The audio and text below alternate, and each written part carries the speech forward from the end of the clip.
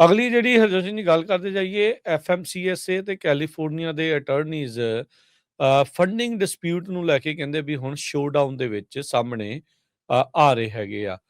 Naan ਡੋਮਿਸਾਈਲਡ CDLs ਦਾ ਜਿਹੜਾ core issue ਇਸ ਦੇ ਵਿੱਚ ਬਣਿਆ ਪਿਆ ਸੀਗਾ।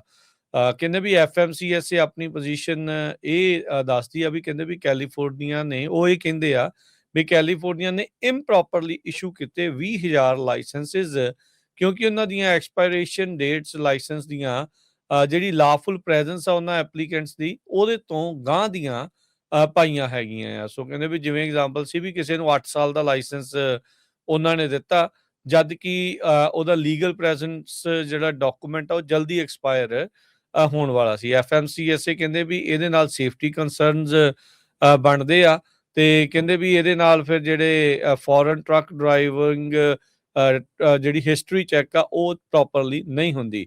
ਕੈਲੀਫੋਰਨੀਆ ਆਪਣੀ ਪੋਜੀਸ਼ਨ ਦੇ ਉੱਤੇ ਅੜਿਆ, ਉਹ ਕਹਿੰਦਾ ਵੀ ਜਿਹੜੇ ਸਟੇਟ ਨੇ ਕੋਈ ਵੀ ਜਿਹੜਾ ਫੈਡਰਲ ਲਾ ਆ ਇਸ ਦੇ ਬਾਬਤ ਵੀ CDL ਕਦੋਂ ਐਕਸਪਾਇਰ ਹੋਣੇ ਔਨ ਔਰ before drivers legal presence documentation, ਉਹ ਕੋਈ ਵੀ ਕਹਿੰਦੇ ਵੀ ਕਾਨੂੰਨ ਅਸੀਂ ਨਹੀਂ ਤੋੜਿਆ ਹੈਗਾ।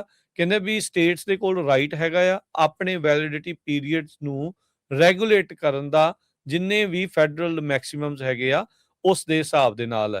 ਇਹ ਕੇਸ ਇਸ ਲਈ ਜ਼ਿਆਦਾ ਅਹਿਮ ਬਣ ਗਿਆ ਕਿਉਂਕਿ DOT ਨੇ ਕਹਿਤਾ ਸੀ, ਸ਼ੌਨ ਡਫੀ ਹੁਣਾਂ ਨੇ ਕਿਹਾ ਸੀਗਾ ਵੀ ਜੇ ਤੁਸੀਂ ਇਹ ਠੀਕ ਨਹੀਂ ਕਰਦੇ ਇਸ ਤਰੀਕੇ ਦੇ ਨਾਲ ਲਾਇਸੈਂਸ ਦੇਣ ਦਾ ਜਿਹੜਾ ਉਹ ਸਿਲਸਿਲਾ, ਤਾਂ $160 ਮਿਲੀਅਨ ਦੀ ਜਿਹੜੀ ਟਰਾਂਸਪੋਰਟੇਸ਼ਨ ਫੰਡਿੰਗ ਆ ਉਹ ਕੈਲੀਫੋਰਨੀਆ ਤੋਂ ਵਾਪਸ ਲੈ ਲਈ ਜਾਊਗੀ, ਉਹ ਨਹੀਂ ਦਿੱਤੀ ਜਾਊਗੀ, ਜਿਹੜੀ ਕਿ 1 ਅਕਤੂਬਰ 2026 ਤੋਂ ਇਹਨਾਂ ਨੂੰ ਮਿਲਣੀ ਸ਼ੁਰੂ ਹੋਣੀ ਹੈਗੀ ਆ। ਸੋ ਇਸੇ ਤਰੀਕੇ ਦਾ ਹੀ ਜਿਹੜੇ ਧਮਕੀ ਆ DOT ਨੇ ਨਿਊਯਾਰਕ ਨੂੰ ਤੇ ਹੋਰ ਸੂਬਿਆਂ ਨੂੰ ਵੀ ਨਾਲ ਦੇ ਨਾਲ ਜਿਹੜੀ ਉਹ ਦਿੱਤੀ ਸੀ।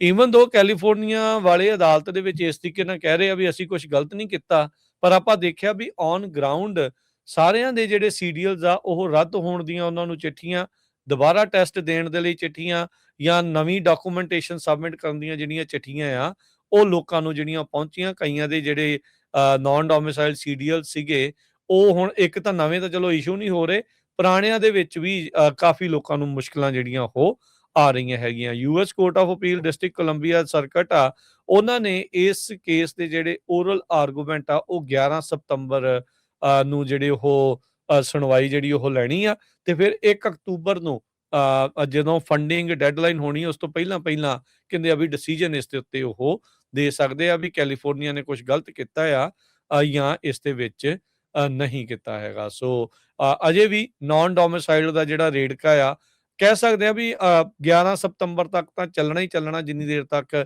ਇਹ ਸੁਣਵਾਈ ਨਹੀਂ ਹੁੰਦੀ। ਫਿਰ ਉਸ ਤੋਂ ਬਾਅਦ ਚ ਹਰਜੋਤ ਸਿੰਘ ਜੀ ਇਹ ਪਤਾ ਲੱਗੂਗਾ ਵੀ ਇਹਨਾਂ ਨੂੰ ਮਿਲਣੇ ਸ਼ੁਰੂ ਦੁਬਾਰਾ ਹੋ ਸਕਦੇ ਆ ਜਾਂ ਨਹੀਂ। ਇਹ ਅਦਾਲਤ ਇਵੈਂਚੁਅਲੀ ਜਿਹੜੀ ਉਹ ਫੈਸਲਾ ਕਰੂਗੀ। ਜੇ ਕੈਲੀਫੋਰਨੀਆ ਦੇ ਹੱਕ ਦੇ ਵਿੱਚ ਆਇਆ ਫਿਰ ਇਹ ਸੁਪਰੀਮ ਕੋਰਟ ਵੱਲ ਨੂੰ ਅਦਾਲਤ ਜਿਹੜਾ ਸਰਕਾਰ ਆ ਉਹ ਰੁੱਖ ਕਰ ਸਕਦੀ ਹੈ, DOT ਰੁੱਖ ਕਰ ਸਕਦੀ। ਜਿਹੜਾ ਵੀ ਕੋਈ ਹਾਰੂਗਾ ਉਹਨੇ ਉਤਲੀ ਅਦਾਲਤ ਵਿੱਚ ਜਾਣ ਦੀ ਕਾਰਵਾਈ ਵੱਲ ਨੂੰ ਅੱਗੇ ਕਦਮ ਜਿਹੜੇ ਉਹ ਵਧਾਉਣੇ ਆ। ਸੋ ਇਹਦਾ ਮਤਲਬ ਇਹ ਆ ਵੀ ਆਉਂਦੇ ਸਾਲ ਡੇਢ ਸਾਲ ਤੱਕ ਇਸੇ ਤਰੀਕੇ ਦੇ ਨਾਲ ਜਿਹੜੇ ਨਾਨ ਡੋਮਿਸਾਈਲਡ ਵਾਲਾ ਜਿਹੜਾ ਹਰਜੋਤ ਸਿੰਘ ਜੀ ਮਸਲਾ ਆ ਉਹ ਵਿੱਚ ਵਿਚਾਲੇ ਹੀ ਜਿਹੜਾ ਉਹ ਫਸਿਆ ਜਿਹੜਾ ਰਹਿਣਾ ਹੈਗਾ ਆ। ਇਸ ਦਰਮਿਆਨ ਇਹ ਵੀ ਆਪਾਂ ਦੇਖਿਆ ਵੀ DMV ਨੇ 11,000 ਜਿਹੜੇ ਰੈਗੂਲਰ ਲਾਇਸੈਂਸ ਜਿਹੜੇ ਇਸ਼ੂ ਕੀਤੇ ਸੀ ਉਹਨਾਂ ਦੇ ਟੈਸਟ ਦੁਬਾਰਾ ਲੋਕਾਂ ਤੋਂ ਲੈਣ ਦੀ ਗੱਲ ਜਿਹੜੀ ਉਹ ਆਖੀ ਆ। ਉਹ ਕਹਿੰਦੇ ਸੀ ਵੀ ਕੋਈ ਨਾ ਕੋਈ ਟੈਕਨੀਕਲ ਫਾਲਟ ਇਸ ਦੇ ਵਿੱਚ ਜਿਹੜਾ ਉਹ ਆਇਆ ਆ। ਜਿਹੜੇ ਆਪਾਂ ਲਾਸਟ ਟਾਈਮ ਵੀ ਹਰਜੋਤ ਸਿੰਘ ਜਦੋਂ ਆਪਾਂ ਨੂੰ ਕਾਲਾਂ ਕਈ ਲੋਕ ਕਰ ਰਹੇ ਸੀ ਉਹ ਕਹਿ ਰਹੇ ਸੀਗੇ ਵੀ ਸਾਰਾ ਕੁਝ ਠੀਕ ਆ, ਪਰ ਉਹਨਾਂ ਨੇ ਦੁਬਾਰਾ ਟੈਸਟ ਲੈ ਲਿਆ। ਹੋ ਸਕਦਾ ਵੀ ਉਹ ਜਿਹੜੇ 11,000 ਲੋਕਾਂ ਦੇ ਦੁਬਾਰਾ ਟੈਸਟ ਲੈਣ ਵਾਲੀ ਗੱਲ ਆ ਉਹ ਚਿੱਠੀਆਂ ਉਹਨਾਂ ਲੋਕਾਂ ਨੂੰ ਆ ਰਹੀਆਂ ਹੋਣ। ਇਹ ਜਿਹੜੇ 11,000 ਆ ਨਾ ਇਹ ਕਾਰਾਂ ਦੇ ਵੀ ਲਾਇਸੈਂਸ ਆ। ਹਾਂਜੀ, ਇਹਦੇ 'ਚ ਇਹ ਨਹੀਂ ਮੈਟਰ ਕਰਦਾ ਵੀ ਤੁਸੀਂ ਕਿੱਥੇ ਦੇ ਰਹਿਣ ਵਾਲੇ ਆ। ਇਹ ਹਰ ਇੱਕ ਚਾਹੇ ਇੱਥੇ ਦੇ ਬੋਰਨ ਵੀ ਆ, ਉਹ ਉਹਨਾਂ ਦੇ ਵਿੱਚ ਸਾਰੇ ਤਰ੍ਹਾਂ ਦੇ ਲੋਕ ਹੈਗੇ ਆ। ਸੋ ਉਹ ਟੈਸਟ ਉਹਨਾਂ ਦੇ ਦੁਬਾਰਾ ਕੀ ਲੈਣੇ ਆ। CDL ਨੂੰ ਲੈ ਕੇ ਕਾਫੀ ਜ਼ਿਆਦਾ ਜਿਹੜਾ ਰੌਲਾ ਪੂਰੇ ਅਮਰੀਕਾ 'ਚ ਪੈ ਰਿਹਾ ਆ। ਓਹਾਇਓ ਵਾਲੇ ਵੀ ਬਹੁਤ ਸਾਰੇ ਜਿਹੜੇ ਟਰੱਕਿੰਗ ਇੰਡਸਟਰੀ ਲੀਡਰਸ ਆ ਉਹ ਕਹਿ ਰਹੇ ਆ ਵੀ ਜਿਹੜੀਆਂ CDL ਓਵਰਸਾਈਟਸ ਆ ਬਹੁਤ ਜ਼ਿਆਦਾ ਸਟਰੋਂਗ ਹੋਣੀਆਂ ਚਾਹੀਦੀਆਂ। ਇਹ ਵਾਪਰਿਆ ਕਦੋਂ ਵੀ ਜਦੋਂ ਇੱਕ ਸੈਮੀ ਟਰੱਕ ਡਰਾਈਵਰ ਦਾ ਜਿਹੜਾ ਸੀਗਾ ਟਰੱਕ ਡਰਾਈਵਰ ਸੀ, ਉਹਨੇ ਇੱਕ ਸੌਕਰ ਪਲੇਅਰ ਨੂੰ ਜਿਹੜਾ ਐਕਸੀਡੈਂਟ ਦੇ ਵਿੱਚ ਮਾਰ ਦਿੱਤਾ। ਇਹ ਉਜ਼ਬਿਕ ਸੈਮੀ ਟਰੱਕ ਡਰਾਈਵਰ ਸੀ, ਉਜ਼ਬਿਕਸਤਾਨ ਤੋਂ ਰਹਿਣ ਵਾਲਾ 21 ਸਾਲਾਂ ਦਾ, ਕਾਲਜ ਦਾ ਸੌਕਰ ਦਾ ਬਹੁਤ ਹੀ ਵੱਡਾ ਪਲੇਅਰ ਸੀਗਾ, ਟੋਬੀਅਸ ਫੋਰਸਟਾਈਟ।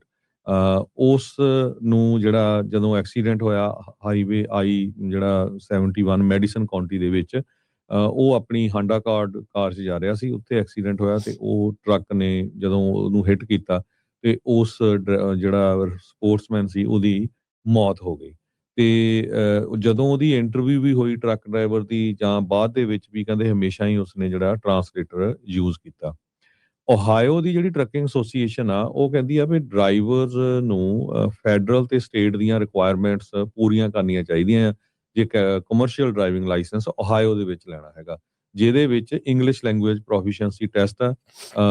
ਜਦੋਂ ਉਹ ਟੈਸਟ ਜਿਹੜਾ ਆ ਬਿਹਾਈਂਡ ਦਾ ਵੀਲ ਤੋਂ ਪਹਿਲਾਂ ਹੋਣਾ ਹੈਗਾ ਆ। ਸੋ ਹਜੇ ਉਹ ਕਹਿੰਦੇ ਵੀ ਸਿਟੀਜ਼ਨਸ਼ਿਪ ਸਟੇਟਸ ਉਹਦਾ ਚੈੱਕ ਨਹੀਂ ਕੀਤਾ ਗਿਆ, ਉਸ ਡਰਾਈਵਰ ਦਾ ਡਿਪਾਰਟਮੈਂਟ ਆਫ ਹੋਮਲੈਂਡ ਸਿਕਿਉਰਿਟੀ ਦਾ। ਸੋ ਇਹ ਪਤਾ ਨਹੀਂ ਹੁਣ ਸਹੀ ਹੈ ਜਾਂ ਨਹੀਂ। ਇਸ ਖਬਰ ਦੇ ਵਿੱਚ ਇਹ ਲਿਖਿਆ ਗਿਆ ਵੀ ਸਟੇਟ ਆਫ ਓਹਾਇਓ ਦੇ ਵਿੱਚ ਤੁਹਾਨੂੰ ਯੂਐਸ ਦਾ ਸਿਟੀਜ਼ਨਸ਼ਿਪ ਹੋਣਾ ਜ਼ਰੂਰੀ ਆ ਜੇ ਤੁਸੀਂ ਕਮਰਸ਼ੀਅਲ ਡਰਾਈਵਿੰਗ ਲਾਇਸੈਂਸ ਲੈਂਦੇ ਆ। ਇਹ ਟੌਮ ਵੈਲਜ਼ਰ ਪ੍ਰੈਜ਼ੀਡੈਂਟ ਤੇ ਸੀਈਓ ਓਹਾਇਓ ਟਰੱਕਿੰਗ ਐਸੋਸੀਏਸ਼ਨ ਦੇ ਆ।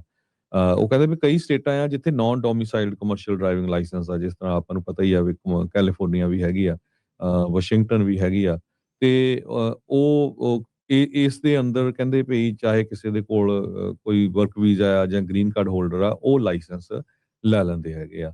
ਸੋ ਬਹੁਤ ਸਾਰੇ ਟਰੱਕਿੰਗ ਨਾਲ ਰਿਲੇਟਡ ਜਿਹੜੀਆਂ ਐਸੋਸੀਏਸ਼ਨਸ ਆ, ਉਹ ਵੀ ਸਖਤੀ ਦੇ ਹੱਕ ਦੇ ਵਿੱਚ ਆ ਵੀ ਜਿਹੜੇ ਜਿਨ੍ਹਾਂ ਨੂੰ ਕਮਰਸ਼ੀਅਲ ਡਰਾਈਵਿੰਗ ਲਾਇਸੈਂਸ ਦੇਣੇ ਆ, ਉਹ ਬਹੁਤ ਸਟ੍ਰਿਕਟ ਹੋਣੇ ਚਾਹੀਦੇ ਹੈਗੇ ਆ। 10,000 ਦੇ ਕਰੀਬ ਕਹਿੰਦੇ ਕਮਰਸ਼ੀਅਲ ਡਰਾਈਵਿੰਗ ਲਾਇਸੈਂਸ ਰਿਮੂਵ ਹੋ ਚੁੱਕੇ ਆ ਪਿਛਲੇ 8 ਮਹੀਨਿਆਂ ਦੇ ਵਿੱਚ। ਇਹ ਤੁਸੀਂ ਦੱਸਿਆ ਹੀ ਹੈਗਾ ਆ। ਸੋ ਇਹ ਵੀ ਇੱਕ ਬਹੁਤ ਵੱਡਾ ਨੰਬਰ ਹੈਗਾ, ਜਿਹੜੇ ਪੂਰੇ ਅਮਰੀਕਾ ਦੇ ਵਿੱਚ 10,000 ਕਮਰਸ਼ੀਅਲ ਟਰੱਕ ਡਰਾਈਵਰਸ ਨੂੰ ਰਿਮੂਵ ਕਰ ਦਿੱਤਾ ਗਿਆ ਹੈਗਾ। ਜੀ। ਤੇ